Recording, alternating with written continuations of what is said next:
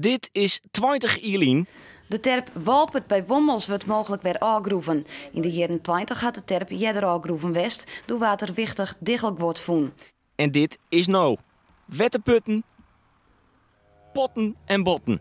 Dat zijn de zaken die de archeologen vinden en nieuwsgierig vinden. 20 Ierlien vonden ze dat ook. En nou hoop je ze meer te vinden. Ik weet net precies hoe deze sporen nog in elkaar omgaan, maar het lijkt erop dat dat het een sleet is. Dus. Oh.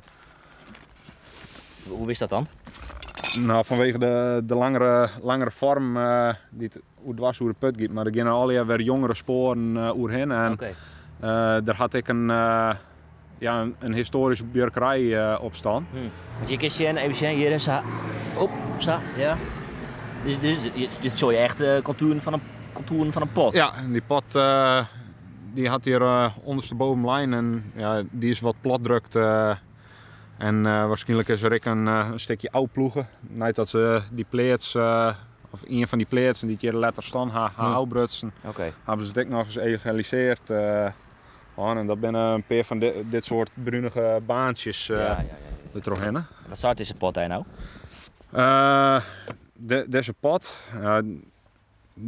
die pot die komt ergens aan het begin van de late middeleeuwen, dus dezelfde periode als die vorige pot, dus ergens tussen de 10e en de 13e eeuw.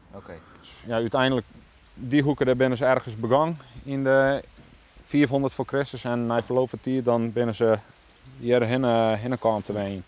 En hoe dat precies gang is, ja, dat moeten we nog onderzoeken.